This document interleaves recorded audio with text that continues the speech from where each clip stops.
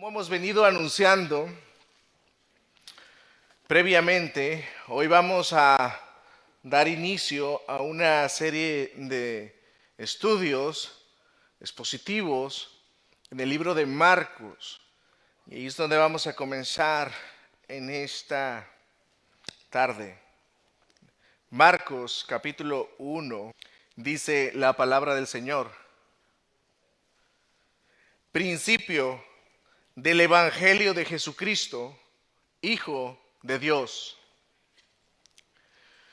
Como todo libro a estudiar, siempre es importante, amados, tomar en cuenta un poco de historia, adentrarnos en él, observar, aprender ciertas cosas que son sumamente importantes de entrada para que eso sirva como una base para poder comprender de una mejor manera lo que estaremos viendo en la posteridad. En este evangelio en el cual nos embarcamos en este día o en esta tarde, encontramos la descripción de quién es nuestro Señor Jesucristo, sus obras, cuál es su mensaje y lo que espera de todos aquellos que escuchan su evangelio. Pero antes de adentrarnos en la exposición, como les digo, capítulo a capítulo, verso a verso, debemos dar una mirada a una cuestión que es de suma importancia, el cual es entender, ¿cómo es que se obtuvo este evangelio? ¿Cómo es que llegó aquí al canon? ¿De dónde sacó la información Marcos? ¿Cuáles son esas fuentes de información que él tuvo para poder entonces escribir lo que hoy tenemos en nuestras Biblias? Eso es lo que haremos en esta tarde. Entenderemos también su propósito y quién lo escribió, obviamente. Marcos es uno de los 4 evangelios que encontramos en el Nuevo Testamento y se caracteriza por ser el más corto de los 4. Marcos contiene solamente 16 capítulos. Ahora, aunque sea el más corto, 16 capítulos, muy seguramente nos llevará, en mi estimación, por lo menos un año estudiar este evangelio. Así es de que agradezco mucho, amados, que ya previamente estén orando para que la palabra de Dios sea predicada con claridad y con fidelidad y que a su vez sea recibida por cada uno de nosotros. En los 4 evangelios, o en esos 4 evangelios que nosotros tenemos en el Nuevo Testamento, nosotros los conocemos como Mateo, Marcos, Lucas y Juan. Cada uno de estos evangelios o de estos 4 evangelios tiene la peculiaridad de que fueron escritos para una audiencia específica y un destinatario específico. Por ejemplo, hermanos, Mateo escribió para una audiencia mayormente judía, para judíos. Marcos, este libro, fue escrito mayormente para una audiencia romana o originalmente. Y a su vez, Lucas escribió para una audiencia griega. Juan, o el apóstol Juan, escribió para una audiencia general cristiana, cristianos que se encuentran en todos los ámbitos y en todas las estructuras de este mundo, en cualquier latitud de este mundo, donde se encuentren cristianos. Bueno, Marcos tuvo esa intención de escribir ese evangelio, Juan. A esos 4 evangelios se les conoce también con el nombre de evangelios sinópticos, debido a que estos 4 juntos tienen una visión conjunta, tienen una perspectiva de la vida y ministerio de nuestro Señor Jesucristo. Y es por eso que se les conoce como evangelios sinópticos. Ahora bien, hermanos, estos 4 evangelios narran la vida y ministerio de Jesús, pero cada uno de ellos tiene una perspectiva diferente de narrarnos a Jesucristo. Cada uno de estos 4 evangelios o cada uno de estos 4 escritores. Por ejemplo, solamente como ilustración de esa perspectiva que tienen estos 4 escritores, cada uno en su evangelio, es algo similar como cuando nosotros nos aventuramos a ir a hacer hiking, caminata, por ejemplo al Squaw Peak, que es uno de los más conocidos, en el Freeway 51. Si vamos 4 personas y subimos, caminamos, los 4 tendremos perspectivas totalmente diferentes de la montaña, de las vistas, del camino, del cielo, del aire, de todo lo que nos rodea. Cuando vamos caminando y cuando estamos en la cúspide, y lo mismo cuando vamos bajando. Al final, cada uno tendrá su propia perspectiva de esa caminata. Bueno, pues cada autor inspirado por Dios narró desde su perspectiva la vida de Jesús. Unos escribieron ciertas enseñanzas, otros simplemente no las escribieron. Unos nos dan más detalles de las vivencias que otros. Así que la manera de presentar a Jesús entre uno y otro son desde perspectivas diferentes. Mateo, por ejemplo, lo presenta como un rey al cual lo conecta con Abraham, el padre de la fe, hasta pasar por el rey David, del cual se había profetizado que Jesús vendría como linaje. Marcos en su evangelio, por lo tanto, él lo presenta a ese rey Jesucristo, pero como un rey que se hizo siervo para dar su vida en rescate por muchos. Y de aquí sale el nombre de la serie de esta predicación expositiva que estaremos a lo largo de los meses. El rey que se hizo siervo. Porque eso es precisamente lo que hizo Jesús. Siendo rey, se hizo un siervo. Vino a servirnos a cada uno de nosotros. Lucas, quien como dije, escribió para los griegos, lo presenta como el hombre perfecto, quien vino a este mundo a salvar y dar su vida en rescate por muchos pecadores. Y Juan, quien escribió a todo el mundo, él lo presenta como aquel que es completamente hombre, 100% hombre, más 100% Dios. Ahora bien, estos 4 evangelios con los cuales se inicia el Nuevo Testamento nos ayuda a nosotros a tener un mayor conocimiento de nuestro Señor Jesucristo. Y no solo eso, sino también que en estos 4 nos ayudan a entender cómo es que encaja, hermanos, la vida y ministerio de Jesús en la historia de la redención. En otras palabras, los evangelios fueron escritos para enseñarnos el propósito de la vida, de la muerte y resurrección de nuestro Señor Jesucristo. Habiendo mencionado lo anterior, quiero pedirles que me acompañen con atención para responder y entender lo siguiente. Y esto es lo que haremos en esta tarde, o este será el bosquejo que seguiremos. Usted puede crear sus propias notas en su boletín. Lo primero que observaremos o entenderemos, y es ahí donde nos vamos a concentrar en esta tarde, hermanos, en esta introducción al Evangelio de Marcos, vamos a comprender quién escribió el Evangelio de Marcos, quién es el autor y a quién se dirigió originalmente este Evangelio. Así es que vamos a comenzar con esa primer pregunta o a responderla. ¿Quién escribió este Evangelio? Como nuestras Biblias tienen designado el nombre de Marcos, podemos nosotros hoy día con facilidad, ay pastor, pues es fácil concluir eso, fue Marcos. Sin embargo, amados, cuando nosotros ponemos atención a nuestro evangelio, al evangelio que tenemos aquí de Marcos, Marcos no inicia con una introducción diciendo a la iglesia o a los gentiles que se encuentran en Roma por parte o aquí su servidor Marcos, no. Marcos no se presenta como Marcos. Si usted puede ver en la introducción, Marcos no dice su nombre. O no hay un inicio especificando, soy Marcos. Como sí sucede en la mayoría de las cartas del Nuevo Testamento. Por ejemplo, cuando Pablo, Pedro o Santiago escribieron sus cartas, siempre ellos comenzaron de entrada diciendo quién eran ellos. Ellos inician presentándose ante la audiencia. Siempre esa era una costumbre de la época. Es así que se escribían las cartas.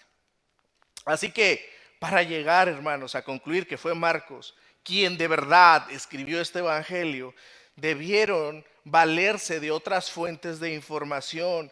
Y eso es lo que nosotros tenemos que entender en primer lugar.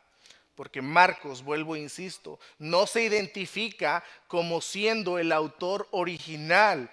Sin embargo, tenemos fuentes de información externas que, número uno, aseguran que él existió, que él no es un personaje ficticio. Y eso es importante porque muchos detractores de la palabra de Dios creen que los autores o los personajes bíblicos ni siquiera existieron. Bueno, vamos a ver en primer lugar que ciertamente él existió, que él no es un personaje ficticio, y en segundo lugar que fue el mismo Marcos quien escribió este maravilloso libro donde nos relata las obras de nuestro Señor y Salvador Jesús. Veamos entonces en primer lugar esas fuentes externas. Fuentes externas. Por ejemplo, uno de los padres de la iglesia cristiana, llamado Justino Mártir, en el año 150 después de Cristo, dice en unas de sus obras clásicas que Marcos murió asesinado como un mártir y que fue el autor de este evangelio. Recuerda, estoy citando fuentes externas. El segundo es Irineo, en el año 185 después de Cristo, fue otro de los padres de la iglesia, el cual dio testimonio sobre Marcos y sobre la autoría de este evangelio. Otro más, como Clemente de Alejandría, también tenía el entendimiento de que había sido el propio Marcos quien escribió este evangelio. El testimonio más interesante como fuente externa es el de Papías, un padre de la iglesia temprana quien fue discípulo del apóstol Juan, el discípulo amado de Jesús. Hermanos, Papías se dedicó como un historiador a investigar acerca del peregrinaje, acerca del caminar de nuestro Señor Jesucristo sobre este mundo. Papías tenía un interés mayor por ver quién es la voz viva o testimonio oral de los primeros testigos que aún vivían, que basarse en documentos históricos. Él quería ver de fuente primaria quiénes fueron los testigos oculares, quiénes vieron que Jesús caminaba, qué es lo que hacía cuando Jesús enseñaba, qué fue lo que dijo. Bueno, Papías, en el año 140 después de Cristo, basado en lo que dice haber aprendido de Marcos, dice él: Marcos, quien fue intérprete de Pedro, puso cuidadosamente por escrito, aunque no con orden, cuanto recordaba de lo que el Señor había hecho, porque él no había oído al Señor ni lo había seguido, sino, como dije, a Pedro más tarde, el cual impartía sus enseñanzas según las necesidades de sus oyentes, y como quien se hace una composición de las sentencias del Señor. Pero de suerte que Marcos en nada se equivocó, no lo hizo mal al escribir algunas cosas tal como las recordaba. Y es que puso toda su preocupación en una sola cosa: no descuidar nada de cuanto había oído, ni engañar en ello en lo más mínimo. Así que Papías, hermanos, quien fue discípulo del apóstol Juan, aseveró la autoría de Marcos. Él aseveró: Marcos es el autor original de este evangelio. ¿Y lo obtuvo de dónde? ¿Cuál fue su fuente primaria de información para Marcos? Pedro. Y esto es importante entender de entrada, porque incluso hay muchos cristianos que piensan que Marcos fue un apóstol. No, hermanos, Marcos no fue un apóstol. Marcos no caminó como Pedro con el Señor Jesús. Marcos sacó la información, la cual tenemos en nuestro evangelio, a partir de la enseñanza del apóstol Pedro, quien sí anduvo caminando con Jesús. Así que esto indica, por tanto, de entrada, que Marcos era un discípulo del apóstol Pedro.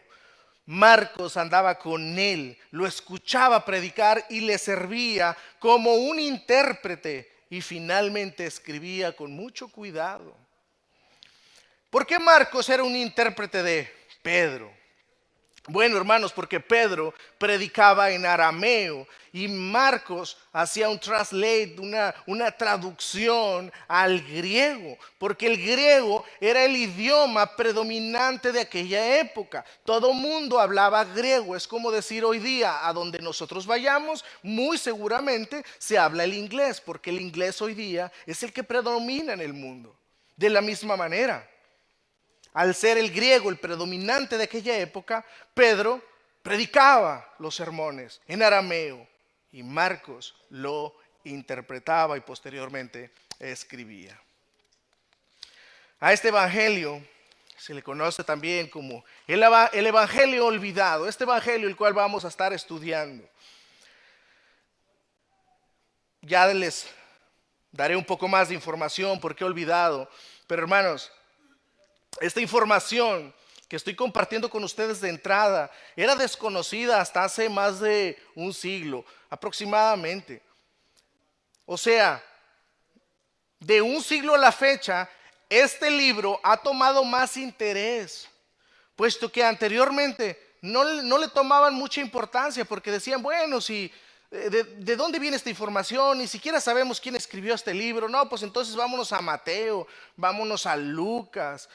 Y Marcos era el más olvidado. Hoy día, o de 100 años a la fecha, Marcos pasó a hacer todo lo contrario. Marcos llamó la atención de los estudiosos y sobre todo cuando comenzaron a recabar información que hoy les estoy compartiendo. Esta información es la que ayudó a que posteriormente Marcos fuese de una mejor manera recibido. Así es de que el aprecio por este libro creció mucho más. Bien, hermanos, hasta aquí hemos visto que el autor es Marcos por medio de fuentes externas. Hay padres de la iglesia temprana, como los cuales he citado, por citar algunos, los cuales en sus libros, que están a disposición del mundo entero, hablan acerca de Marcos, su existencia, su vivencia, quién fue y cómo es que él escribió o sacó su fuente de información. Pero ahora veamos fuentes internas acerca de Marcos y su persona. ¿Quién es Marcos? Este hombre era un judío y aparece en el Nuevo Testamento por primera vez en Hechos, capítulo 12, verso 11. Y vamos a ir ahí, amados, para que puedan observar en Hechos, capítulo 12. Ya vamos a la fuente interna. Hechos capítulo 12, verso 11 y 12. En el contexto de lo que vamos a leer, el apóstol Pedro está en prisión. El ángel del Señor se aparece y el ángel del Señor le da libertad. Y una vez que Pedro es puesto en libertad, Pedro se dirige hacia una casa. Y observen lo que dice, verso 11 y 12. Entonces Pedro, volviendo en sí, dijo: ahora entiendo verdaderamente que el Señor ha enviado su ángel y me ha librado de la mano de Herodes y todo lo que el pueblo de los judíos esperaba. Y habiendo considerado esto, llegó a casa de María. ¿Cuál María? La madre de Juan, el que tenía por sobrenombre Marcos. Entonces, por tanto, Marcos es Juan Marcos. Y aquí aparece por primera vez en el libro de los Hechos. Pedro se dirigió muy seguramente a la casa de María, la madre de Marcos, puesto que en esta casa había una iglesia. Era una iglesia en casa. Marcos seguramente era joven, pero su madre era una madre que se había convertido al Señor Jesucristo.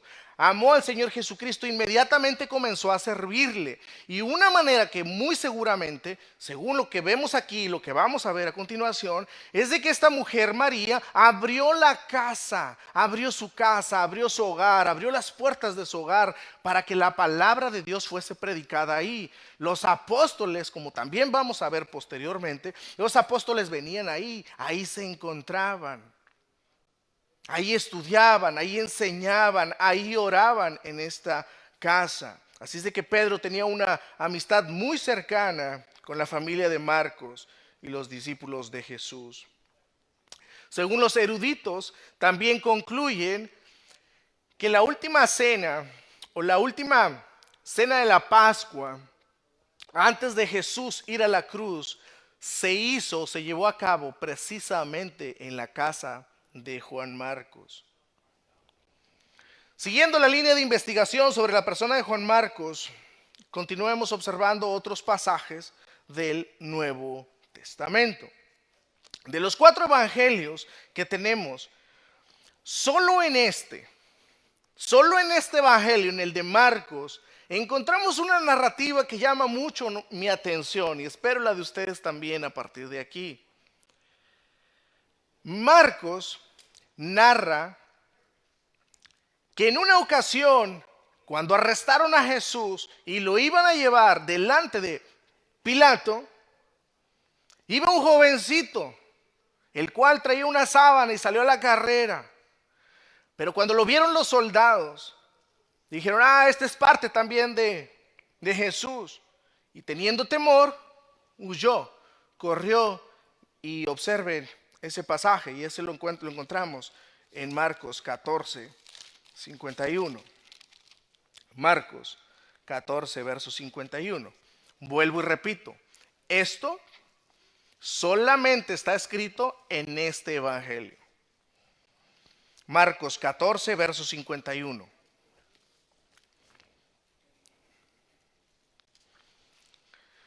Pero cierto joven le seguía, cubierto el cuerpo con una sábana, y le prendieron. O sea, lo quisieron tomar preso porque pensaron que era parte del grupo de Jesús.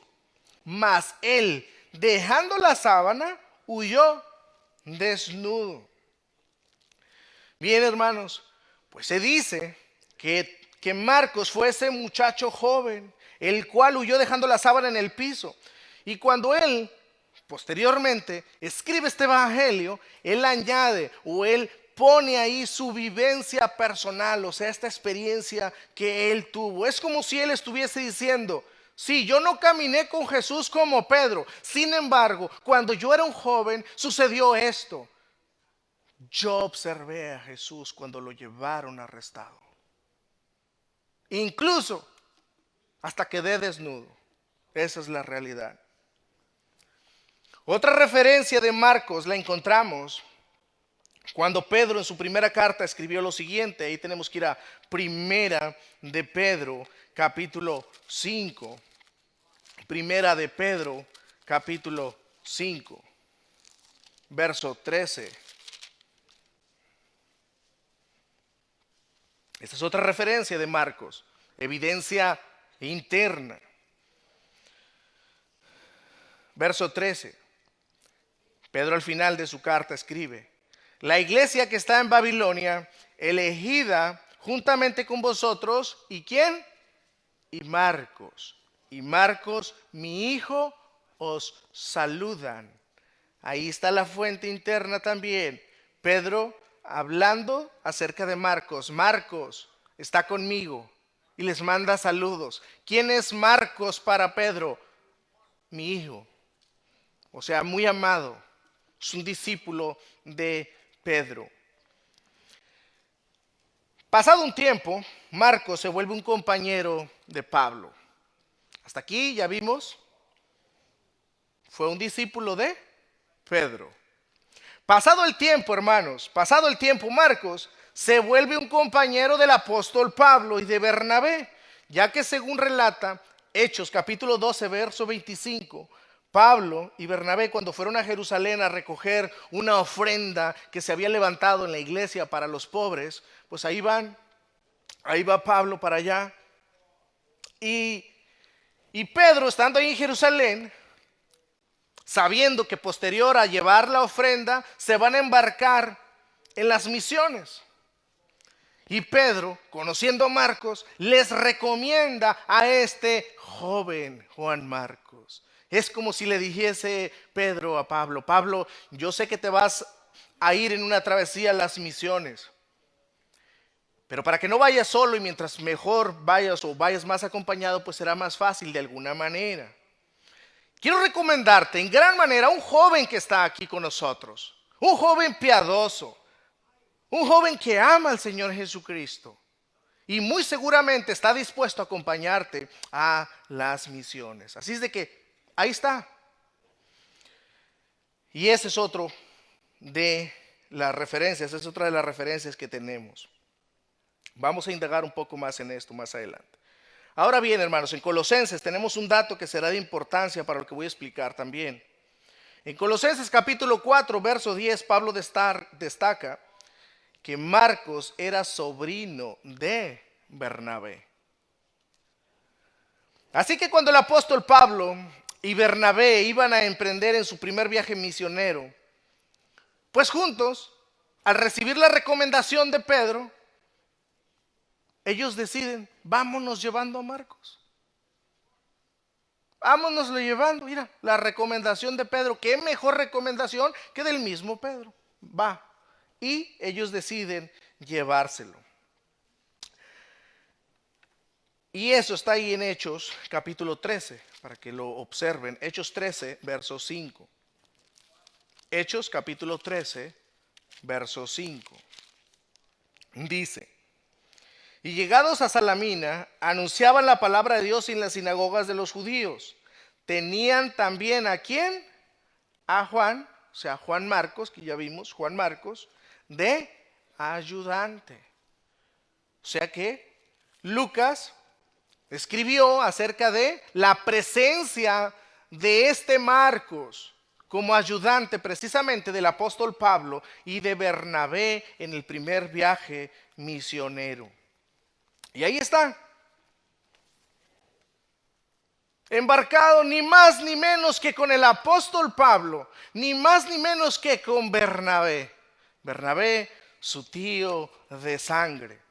Pero algo inesperado, hermanos, sucedió cuando iban camino a Antioquía, ya que Marcos los abandonó. En medio del viaje misionero, Marcos dijo, no voy más. Hechos capítulo 13, verso 13. Hechos capítulo 13, verso 13. Habiendo zarpado de Pafos, Pablo y sus compañeros arribaron a Perge de Panfilia. Pero Juan Marcos, apartándose de ellos, volvió a Jerusalén. Ahí está. Recomendado por Pedro, ni más ni menos que con el apóstol Pablo y Bernabé. Pero en plena misión, Marcos los abandona, decide no ir más. Ciertamente las razones del por qué, qué fue lo que pasó, qué fue lo que sucedió, qué llevó a Juan Marcos a prescindir, a dejar, a abandonar las misiones, no lo sabemos. No tenemos con claridad las razones que llevaron a Marcos a abandonar la misión. Sin embargo, iglesia, sí podemos nosotros tener cierto entendimiento. Conclusiones, que no hay nada de malo en ello. Marcos era un joven. Marcos era un joven. Muy seguramente, como joven, era inestable. Un día quería una cosa, otro día quería otra. Marcos, siendo un joven, era inmaduro. Un día dijo, sí, vámonos, gloria a Dios, vámonos a ganar a las naciones para Cristo. Y otro día dijo, no, extraño a mi mamá. Ya les ha tocado a muchos, ¿no? Sobre todo hijos cuando se quieren salir de su casa y no, yo puedo vivir solo. Y se van y ven que no es tan fácil. No, mamá, fíjate que extraño cómo cocinas. Hermanos, muy seguramente Marcos dijo, caray, esto de las misiones no es para mí. Marcos llegó a la conclusión y dijo, qué frillazos hace aquí en el mar, nunca habían dado en alta mar. No, eso, corretizas que les ponían, usted sabe. Librando la vida, hambre, sin dormir bien, mucho sueño, cansancio, desveladas, fríos. Marcos dijo, muy seguramente. No, me devuelvo a Jerusalén. Por tal acontecimiento, para cuando se llegó el segundo viaje misionero de Pablo, sucedió lo siguiente. Pablo ya no quiso llevar a Marcos en ese segundo viaje misionero. Pero ¿quién creen que sí lo quiso llevar? Bernabé, el tío, exactamente. Como buen tío, no, Pablo, hay que llevárnoslo. Es mi sobrino. No, no lo quiero llevar. No, y no, y no. Y Bernabé, pues sí. Total que no llegaron a una conclusión definitiva. No pudieron arreglarse. Y ahí lo que sucedió es que vino una división inevitable. Pablo y Bernabé se separaron. Observe ahí en Marcos 15, perdón, en Hechos 15:36, si mal no me equivoco. Tenemos ahí 15:36. Hechos 15:36.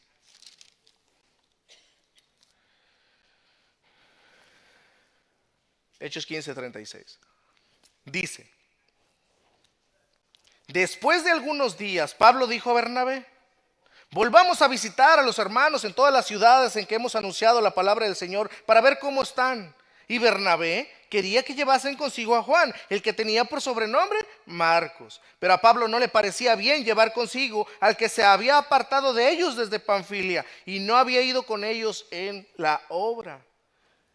Y hubo tal desacuerdo entre ellos que se separaron el uno del otro. Bernabé, tomando a Marcos, navegó a Chipre, y Pablo, escogiendo a Silas, a otro hermano, salió encomendado por los hermanos a la gracia del Señor.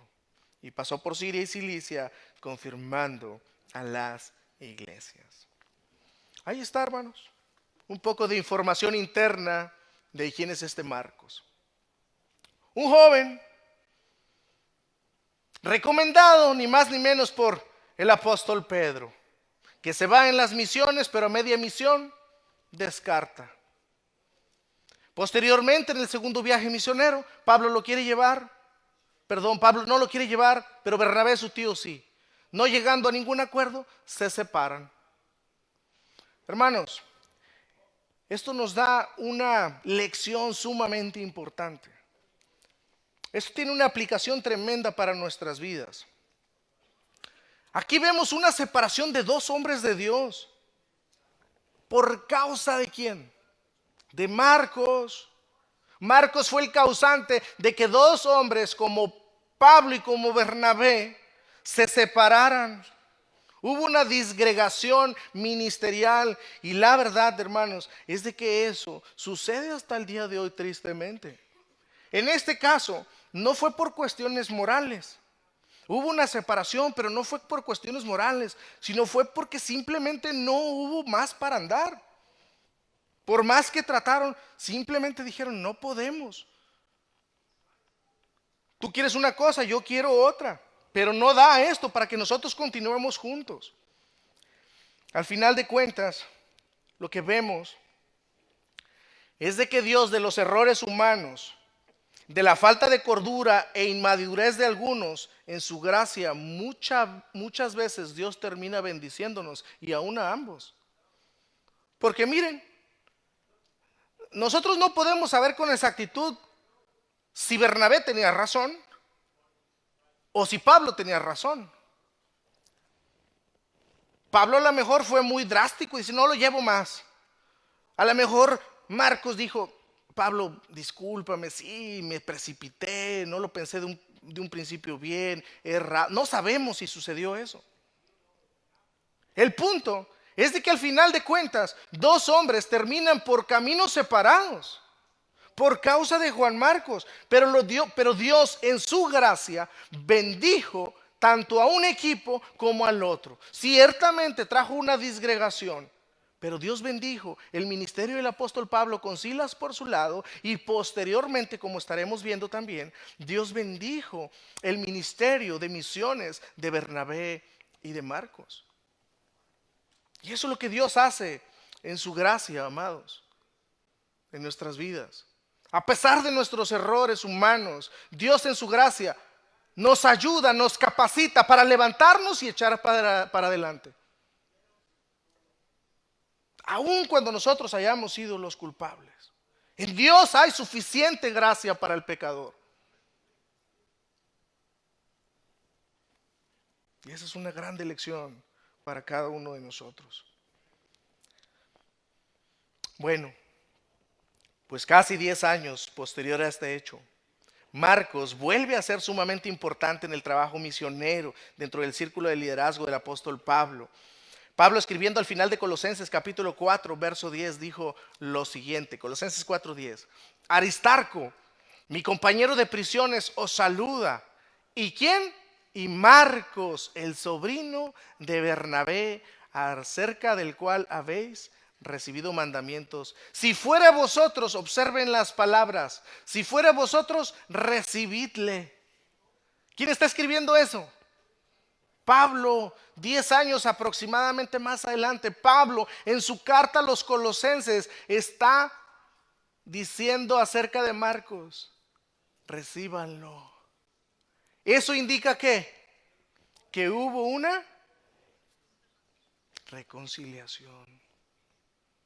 Hubo una reconciliación posterior, y eso también nos deja una gran lección, amados.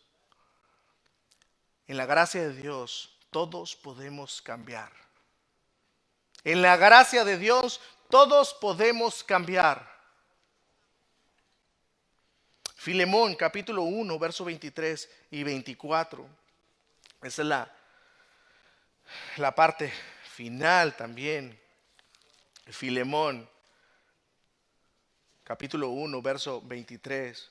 Te saludan Epafras, mi compañero de prisiones por Cristo Jesús, Marcos, Aristarco, Demas y Lucas, mis colaboradores. Mis colaboradores.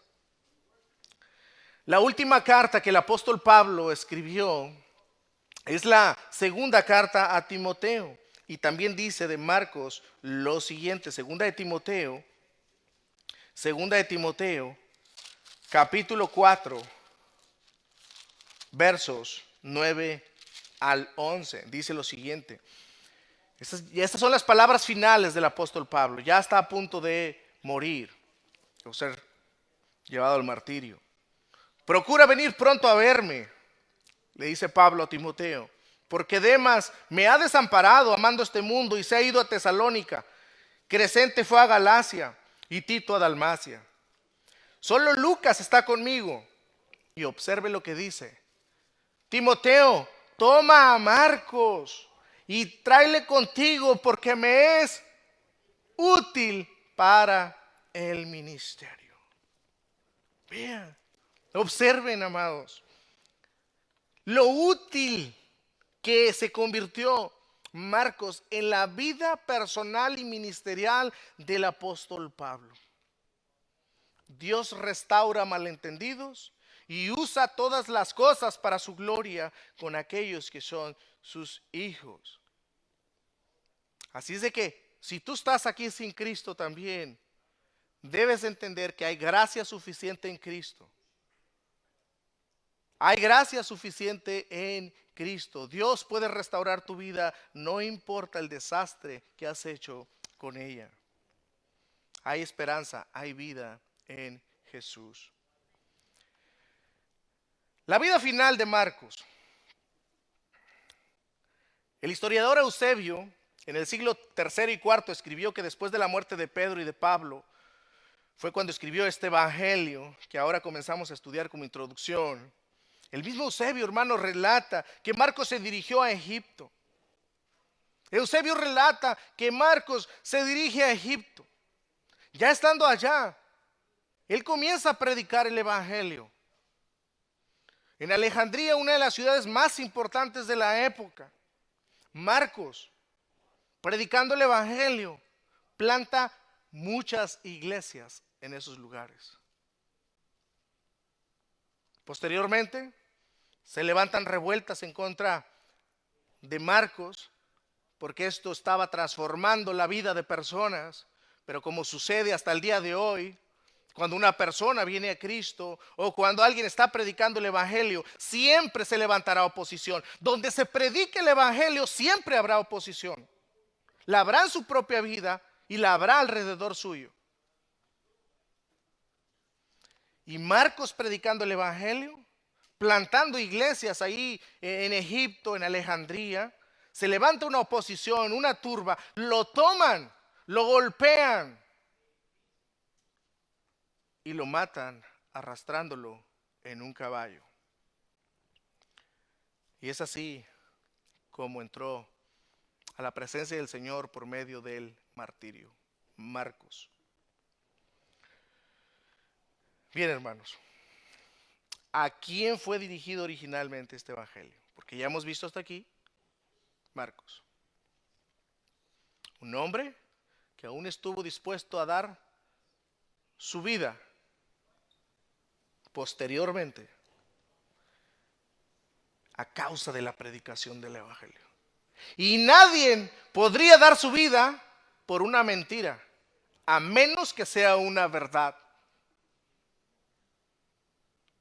La verdad la tenía en lo que él había escrito.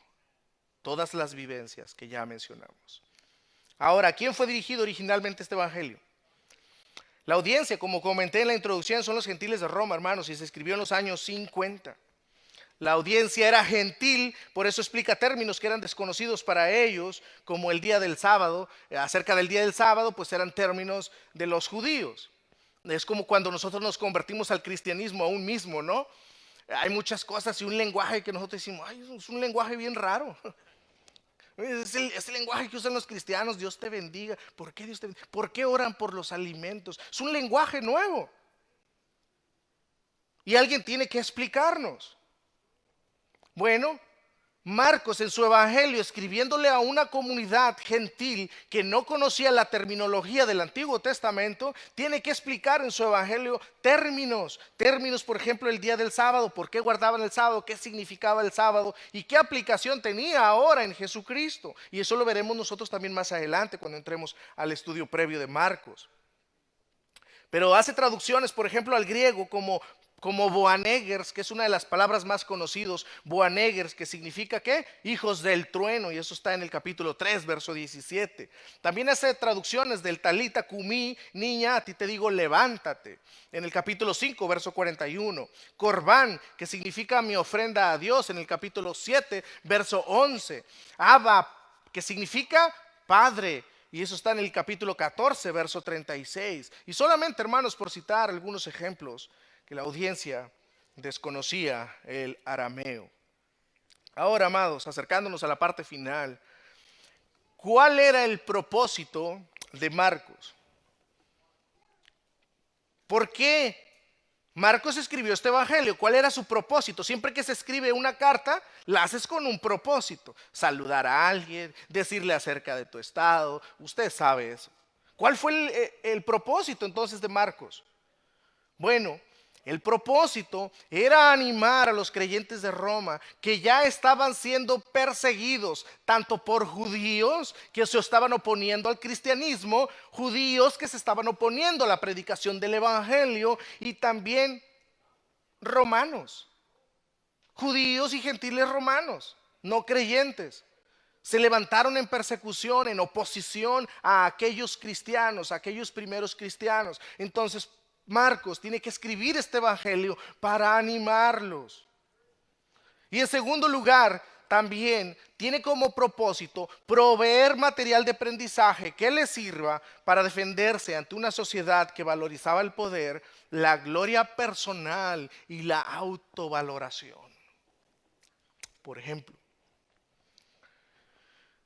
piensen esto. Los romanos en su época tenían un César. Un César que para ellos era Dios mismo, era la cabeza, era la autoridad de todo el imperio romano. los cuales, por tanto, ese imperio, César, subyugaba a las personas. Las personas no tenían voz ni voto. Era tenerles el pie sobre el cuello. Vivían en una ciudad imperial y los ejércitos de Roma representaban la fuerza, el poderío. Eso era lo que los gloriaba a ellos. Somos el imperio más poderoso, somos la fuerza. Y quien no se someta al César, nosotros vamos a ir por ellos. Y de pronto llega el mensaje de la cruz. El mensaje de la cruz, el cual consiste en declarar que hay uno que es más grande que César. Hay uno más grande, que era un carpintero. Hay uno más grande que César, pero murió en una cruz. Y en una cruz por causa de los romanos. Imagínense ahí, el mensaje siendo proclamado. Ellos acostumbrados al poder, a la gloria. Tenemos nuestro Dios, aunque nos trate mal.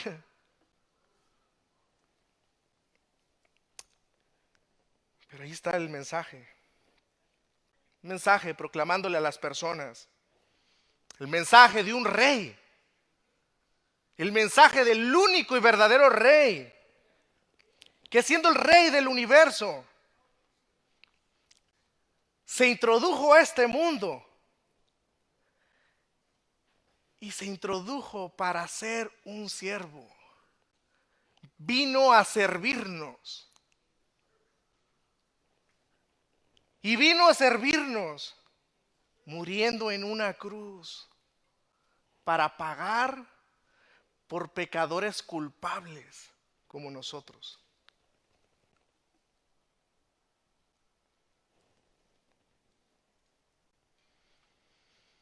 Ese mensaje, hermanos, no cuadraba en la mente de los romanos. Pero no hay mucha diferencia, amados. No hay mucha diferencia entre esa mente de los romanos a la mente de las personas que viven hoy día.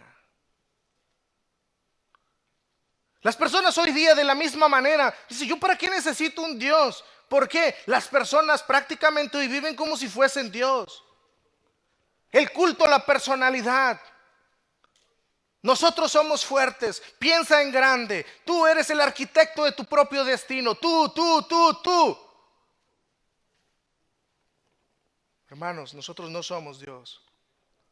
Y es por eso que al creer que somos dioses, aunque no lo digamos, pero con esas actitudes que se han formado y pensamientos en nuestra mente a causa del mundo en el cual vivimos, escuchar el mensaje de la cruz, escuchar el mensaje del evangelio, para muchos no tiene sentido. No ven la necesidad.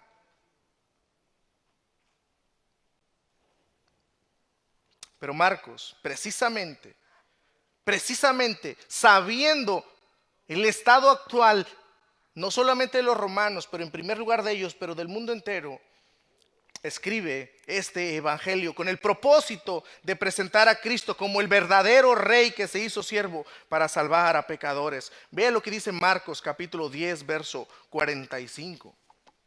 Marcos 10, verso 45.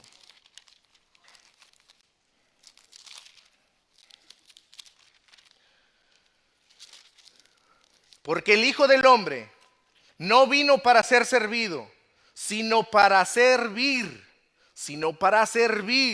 y para dar su vida en rescate por muchos. Y ese es el distintivo, hermanos, del Evangelio de Marcos, de los otros tres. El Evangelio de Marcos se centra en describir las obras de Jesús. ¿Cuál fue el propósito? ¿Quién es Jesús? ¿Cuál es el propósito que Jesús vino a este mundo? ¿Qué es lo que hizo Jesús? Incluso el Evangelio de Marcos tiene ese distintivo de los otros tres también. Marcos no se centra en decirnos los mensajes de Jesús o las predicaciones o las parábolas. No, Marcos tiene más la intención de escribir lo que Jesús hizo, las obras de Jesús. Aquí vemos a un Jesús en acción, en constante acción. Por eso otro de los distintivos de Marcos en su evangelio es usar la presuposición o preposición, perdón, y. Cuando nosotros estamos leyendo el evangelio, observamos esa preposición de Marcos, y enseguida, y inmediatamente, y salieron, y entraron, y hizo. Nos da la impresión de que tiene una urgencia de relatarnos las obras de Jesús. ¿Qué es lo que Él hizo? Así que Marcos alienta a esta comunidad de cristianos diciéndoles: no se avergüencen del evangelio, no se intimiden de proclamar que Jesús murió en una cruz, porque la verdad es que precisamente en eso radica el mensaje del evangelio, que Dios se introdujo a este mundo para servirnos por medio de su muerte vicaria. Él es quien murió por nuestros pecados. Sin la cruz de Cristo no hay salvación. Y es por eso, amados, que así es como comienza el verso 1. Marcos así comienza. Principio del evangelio de Jesucristo. ¿De quién es el evangelio? ¿De Marcos? No, o sea, lleva su nombre. Entendemos, Marcos lo escribió, ya estudiamos eso. Pero el evangelio es de Jesucristo. ¿Qué significa evangelio? Evangelio significa buenas noticias. Buenas noticias. Pero hermanos, ya estaremos nosotros estudiando qué es el evangelio. Solamente como entrada, el evangelio son buenas noticias. Pero no serán buenas noticias a menos de que las personas entiendan que antes hay malas noticias. Las malas noticias es de que somos pecadores, que nuestras obras no nos salvarán por más buenas que sean, que no hay una religión que pueda salvarnos, que no hay mérito alguno que pueda salvarnos.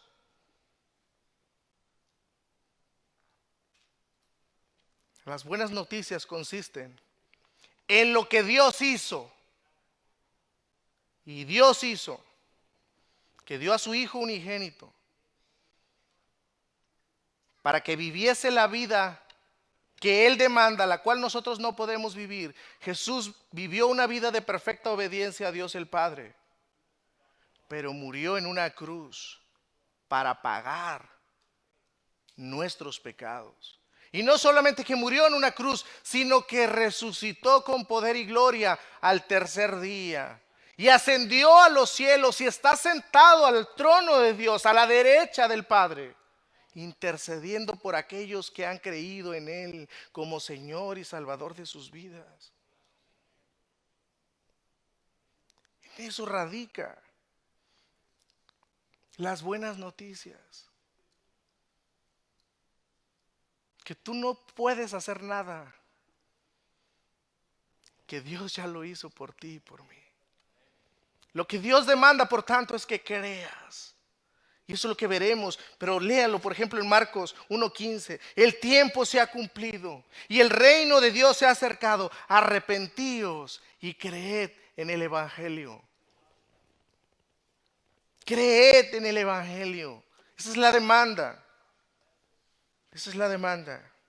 Eso es lo que debemos hacer tú y yo, creer en el evangelio, en las buenas noticias de Dios para tu vida y la nuestra.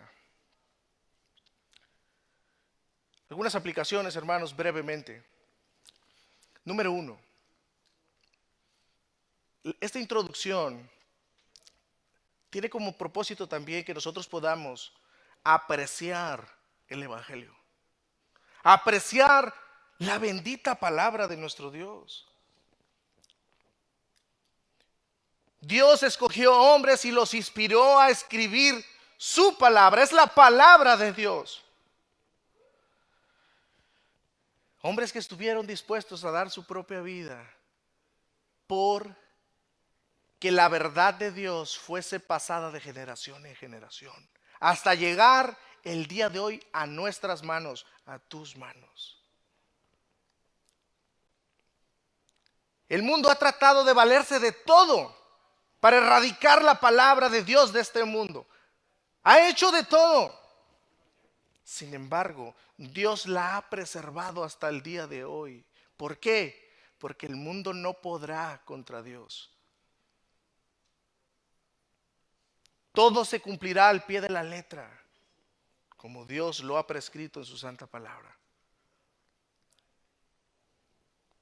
Así es de que, hermanos, valoricemos la Escritura en primer lugar. En segundo lugar, esto nos indica que nosotros no necesitamos más revelaciones, no necesitamos apóstoles. Mencioné que Marcos no fue un apóstol. Él no fue un apóstol.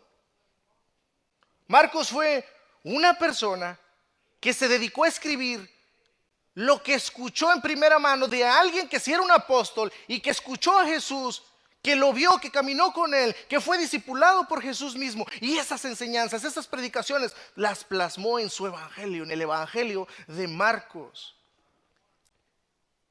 Y nunca vemos la intención de Marcos hacerse un apóstol. Hoy día, hermanos, todo mundo quiere ser apóstol. Nada más en esta ciudad tenemos muchos apóstoles. Todo el mundo quiere ser apóstol, pero ¿sabe una cosa? Nadie quiere ser un siervo. Y esa es la intención de Marcos aquí. Marcos nos quiere mostrar que Jesús, siendo rey, como dijimos, siendo rey, se hizo siervo. Él vino a servirnos, Él nos puso el ejemplo, por eso Él es el maestro de maestros, Él es el pastor de pastores, por eso nuestra mirada siempre debe estar puesta en Él, en Jesús. Esa es la segunda aplicación, amados. No hay más apóstoles. La Escritura es suficiente para nuestras vidas. Finalmente, hermanos, finalmente, piense en esto, en la gracia de Dios.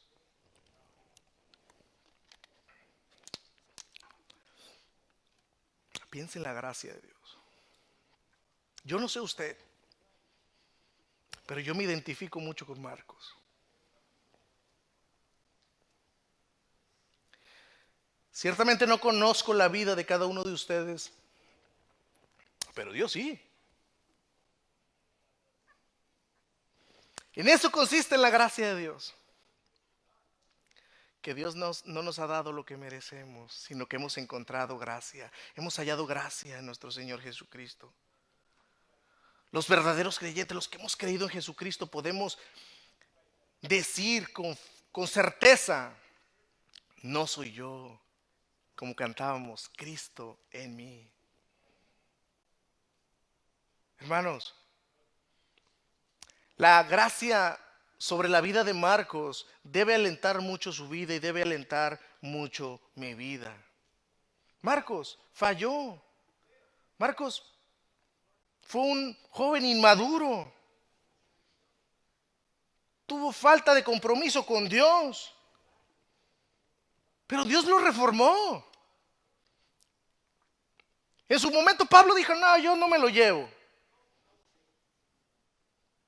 Pero Dios, Marcos, ven acá. Y Dios lo llamó. Dios lo restauró, Dios lo reformó. Yo pienso que en algún momento de nuestras vidas todos hemos pensado y hemos dicho, ¿cómo puedo cambiar mi vida? Mi vida es un desastre. En ocasiones nos pasa como decía el apóstol Pablo, lo que quiero hacer, eso es lo que no hago. Hermanos, Dios reforma vidas. Dios reforma vidas. No se quede ahí donde está. Observe la vida de Marcos también. El postrer tiempo fue el mejor. El joven tiene sus luchas, pero el adulto mayor también tiene las suyas propias. El que está en una etapa de madurez, en una etapa más adelante que nosotros, pues ¿yo en qué puedo servir al Señor? ¿Cómo Dios puede usar mi vida? No, yo ya ni fuerzas tengo. La mente me falla, me duele aquí, me duele allá. Hermanos, ponga su mirada en Cristo, pongan su mirada en Jesús. los últimos días, los postreros días de su vida pueden ser los mejores. Y eso es lo que vemos en la vida de Marcos. Marcos no fue funcional o ejemplar en los primeros días o en la primera etapa de su vida. Fue mucho mejor en la gracia de Dios en su etapa de madurez. Así es de que no se quede en el piso, no se quede en el suelo, no se quede contemplando sus errores. Enderezad rodillas paralizadas. Pónganse en pie por medio de la gracia del Señor. Que la gracia de Dios es nuestro sustento.